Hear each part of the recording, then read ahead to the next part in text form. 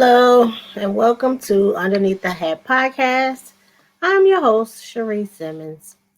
So, the last time I checked in with you all was last week, and I let you know that I was preparing for my surgery. I was having a hysterectomy, and so this is the first week of the actual surgery.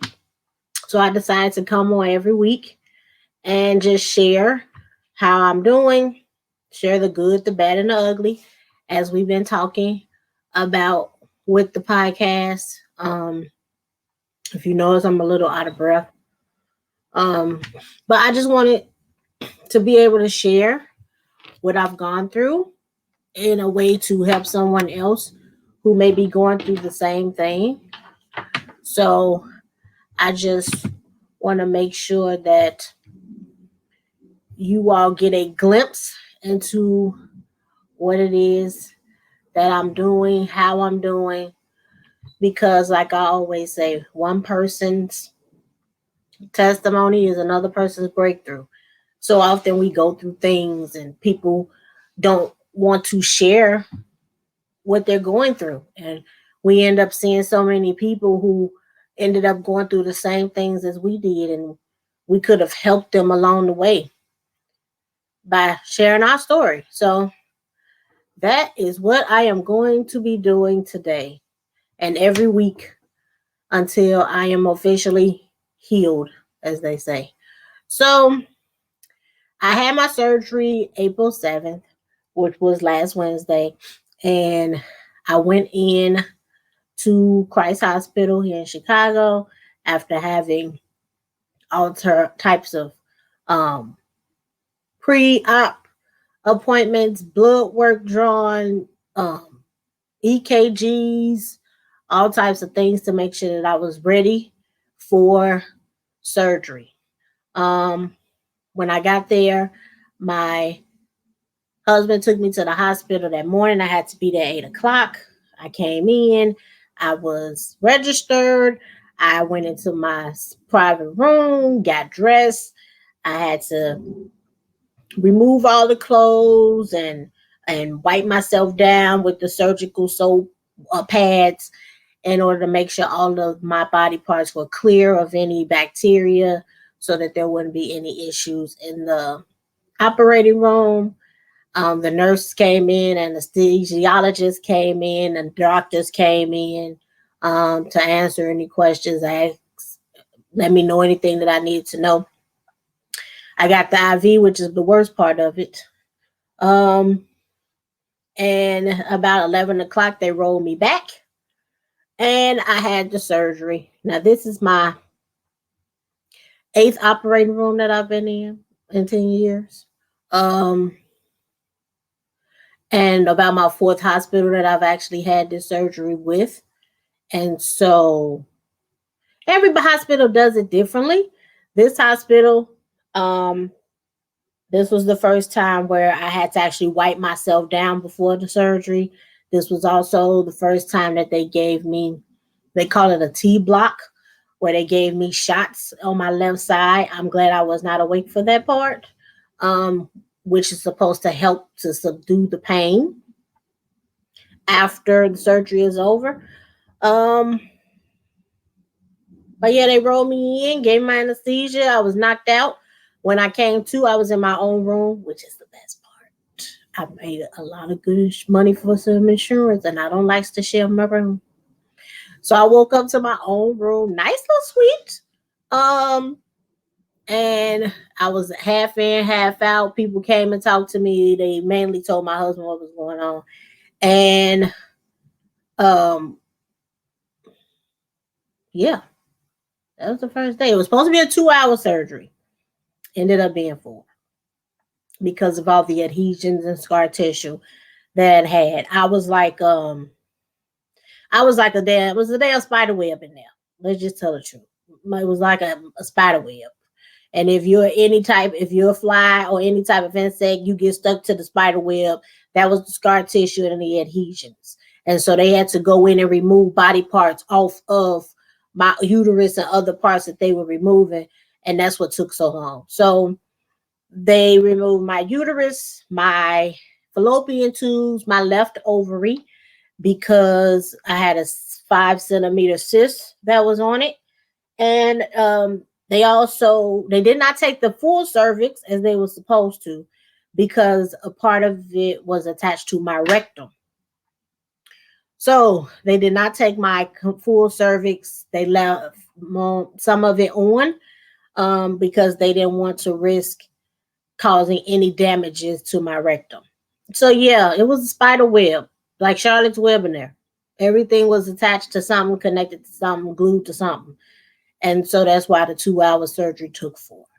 So Wednesday I stayed overnight. Thursday I was there. Thought I was leaving Friday. They didn't, because one thing they want to make sure you do before you leave a hospital is pass gas, have a bowel movement, and basically can move no blood clots. So they had the little compression socks on me, and they had the machine going that was next to my bed so that it would prevent me from having any blood clots, because the last thing they want is for you to have to come back.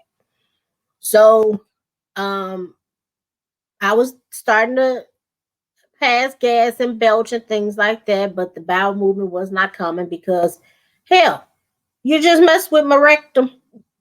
So they had to make sure the stuff was working the way it was supposed to. So the hospital food, every hospital is different. I've been in hospitals where you get a menu and you pick what you want to eat, and it's been delish. And this hospital was, you get what the hell they give you. And I wasn't really ready to eat anyway, but I was in love with the apple juice and the Italian ice. And even when I tried to get more of that, I couldn't. So I wasn't really eating, but I knew what would help me have a bowel movement. So I had my husband sneak me in some Jason's Deli. I had a good old turkey sandwich home on a croissant. I had, and I probably shouldn't have, but I don't care. I had my the best soup in the world, that broccoli and cheddar soup. And when he got me that, stuff started rumbling and moving around, and I was able to pass gas, and then the bowel movement still wasn't coming, but it was close. And so I ended up staying up until Sunday. So I was in the hospital from Wednesday to Sunday, being poked, prodded every couple of hours. And they would give you your wristband. I felt like I was at damn Amazon Fresh, where I had my barcode and they just scanned me every time they came in to make sure they kept track of how much the Blue Cross Blue Shield owed them for this whole stay. And so from getting blood drawn to getting medication, I'm a little weird. I see hospital stays as vacations. I know it's crazy, but I'm okay with laying around and people coming to see how I'm doing. You have to force me to get to that point, but when I do, I enjoy it. It would have been great if the food was better, but yeah. So that would have to be the ugly part of it, was that I wasn't able to do the bowel movement as soon as I wanted to. But then the bowel movement came on Sunday morning. They kept bringing me these graham crackers, and I don't really eat graham crackers. I will eat them, but I don't prefer them. And so Sunday, I watched my pastor, Reverend Sharp on Fellowship on YouTube, and someone was like, eat the graham crackers. And the nurse brought me orange juice that I had asked for 2 days ago. But they brought me 2 orange juices in there. So I ate those graham crackers, and I ate drank the orange juice and had a bowel movement within minutes. So when the doctor came in and say he was ready to discharge me, he was like, so did you have a bowel movement? I was like, yes. I was like, those damn graham crackers.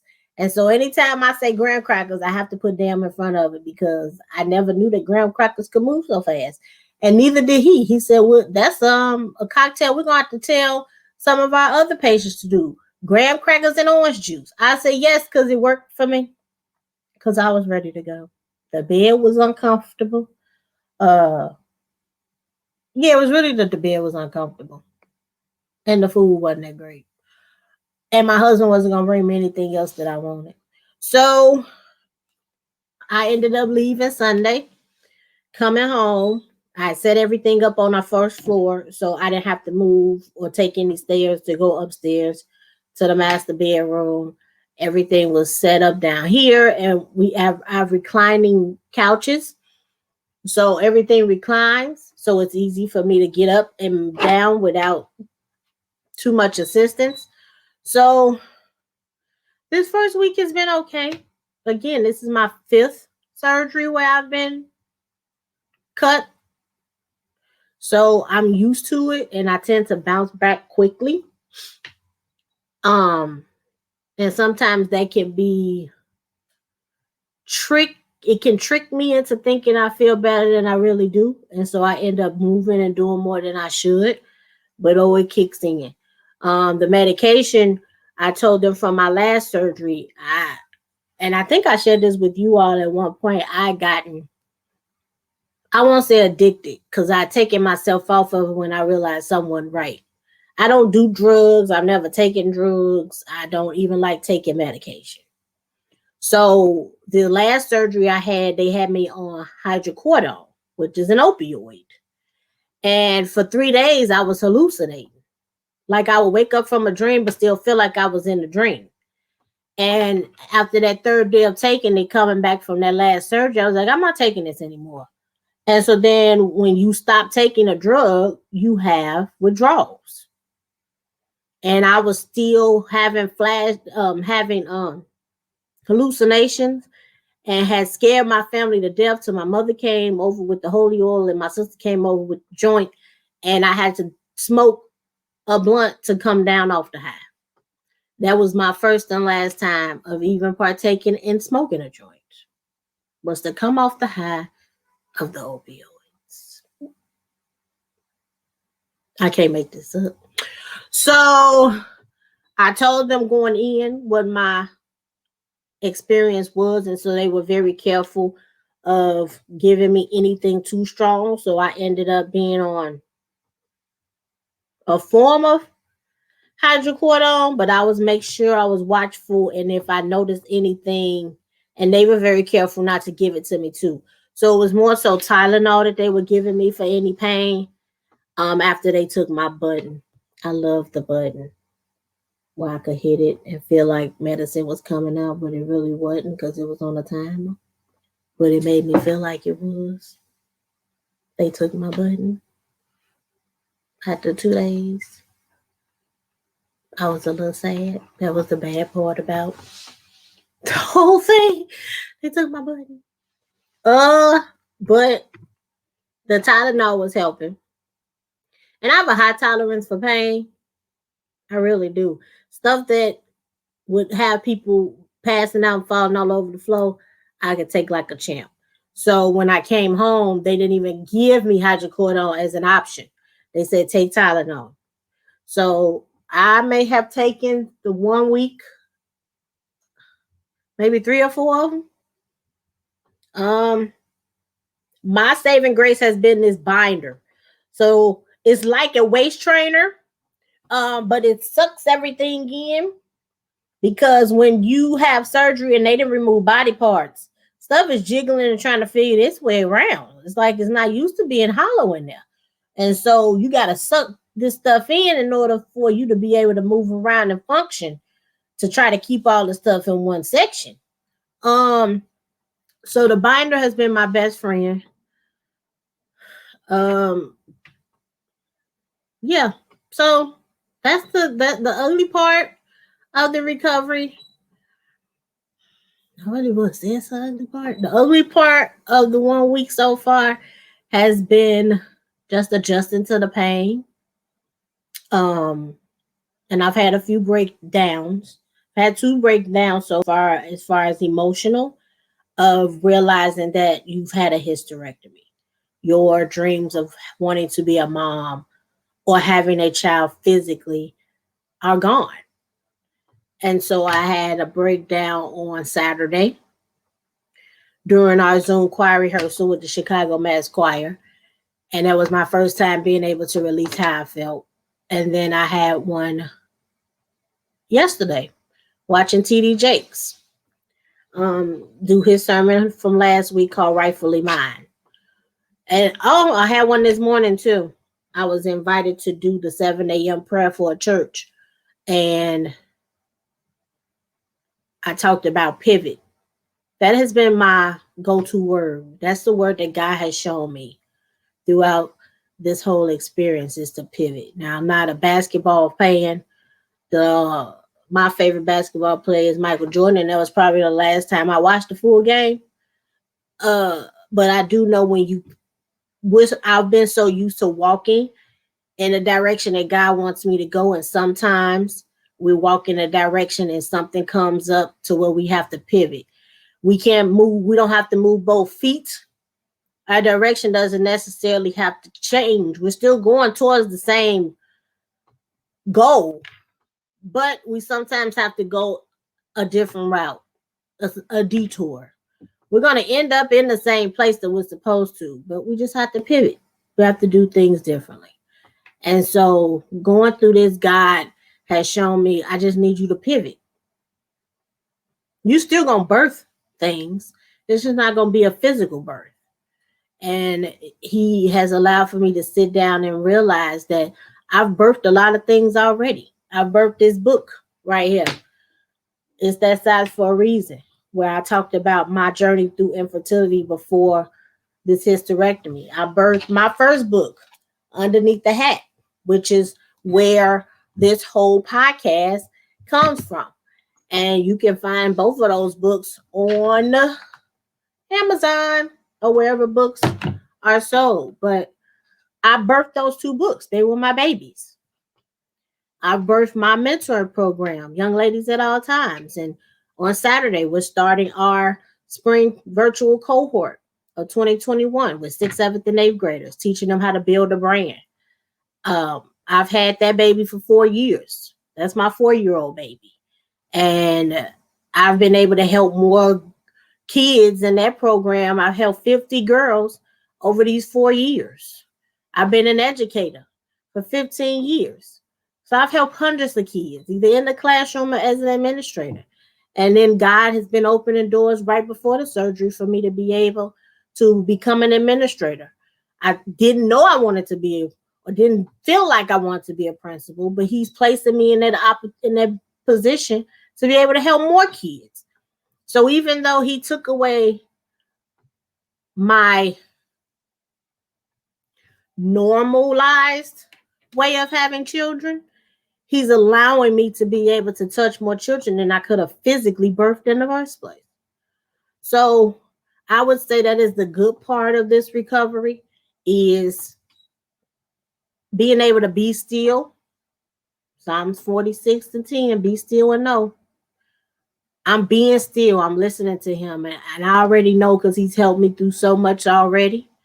I'm the type of person where I pretty much can learn from my mistakes the first time. And so I have seen what he's been able to do. This is my 8th surgery. 8 times I've gone under anesthesia. 8 times I've been able to survive. Everybody can't say that. 5 times I've had body parts removed.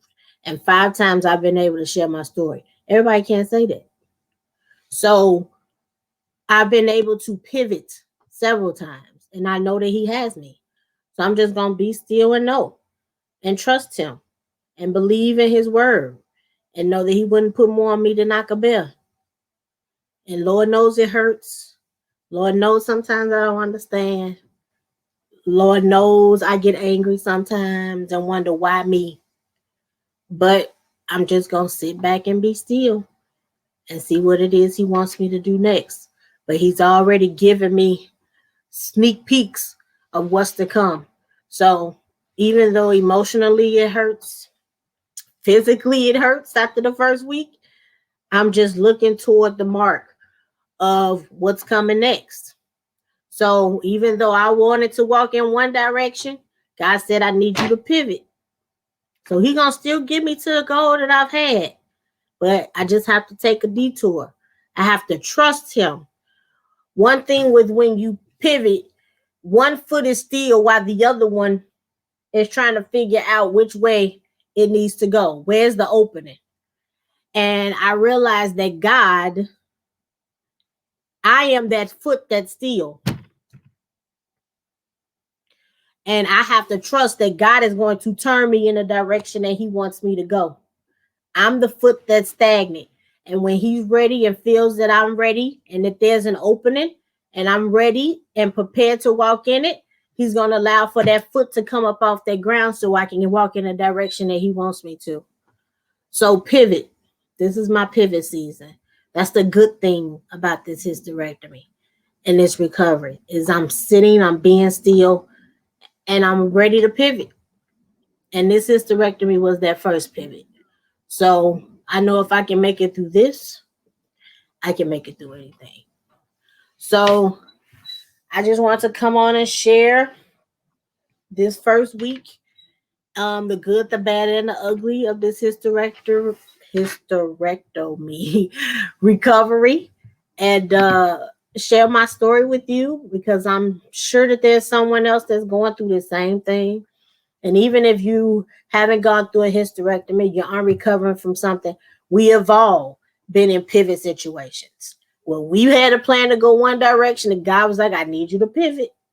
And we ended up still meeting our mark, still getting towards our goal. We just had to take a different route. So I just pray that you all trust Him and believe that He can do it. And if you don't believe in a higher calling, trust yourself. Know that you are strong enough to handle what is being given to you. You are strong enough. It may hurt. It's going to hurt. It may not make sense, but it will reveal itself after a while. But you are strong enough.